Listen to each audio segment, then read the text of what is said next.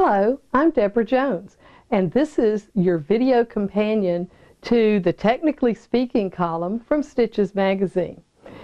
In this session, we're going to talk about embroidering on plush fabrics. And to do this technique, I borrowed an idea from the golf industry in order to achieve the very best results on plush. Here's how it works. The golf head cover you see here has been embroidered with a fill base right on top of the plush so that the lettering can stand out and be nice and clean and readable. So, borrowing that technique, I embroidered this golf head cover with the shape of a golf green in a contrasting color rather than the matching color like this manufacturer did, just to add something to the design. Notice that I applied this technique when I embroidered this bear, and instead of using a full density, I backed off on the density, making it very light, and some of the fur actually comes through, but it lays down enough of the fur so that the lettering can be very plainly readable. This one has the shape of a heart, and it says, "The Lord is my shepherd." So this shape goes very nicely with this bear. And this one has the heart as well. This one has a shape of a little lily pad. Notice I like to use a matching color fill because I'm using a very light density. And in that instance, we want to match the color of the plush so that it's not so noticeable. It just becomes sort of an embossed appearance. And on this golf head cover, in the contrasting color, I used more density to create the contrasting fill.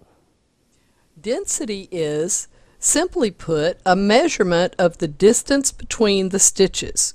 So, in the case of this base fill heart, I have used a density of 12 points.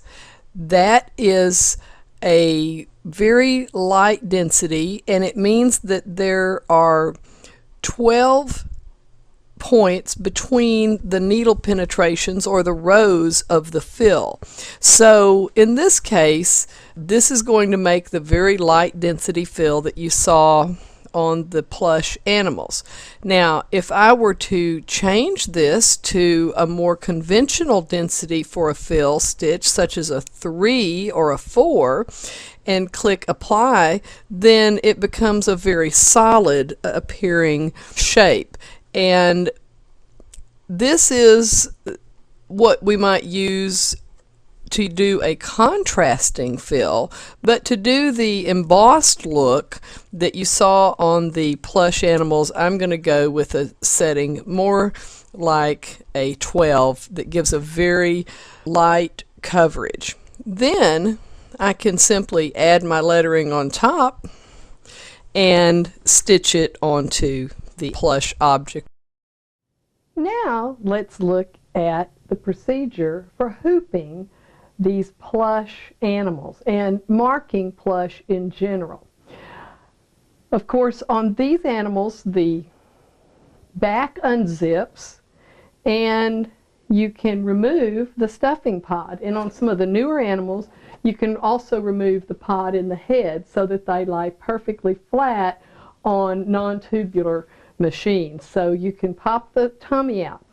But before you do that, you do want to mark the piece with the pod still in place so that you can get the accurate placement that you're looking for. So let's mark this bear by looking at the center point where this seam is and where we want the center of the design on the body.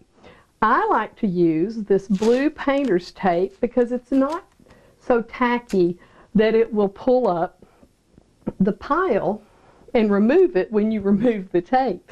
So I like to position it in the middle of the embroidery area like we see here, and then I like to mark it with the center point directly down from that neck seam with a big crosshair so that will let me position it correctly in the hoop.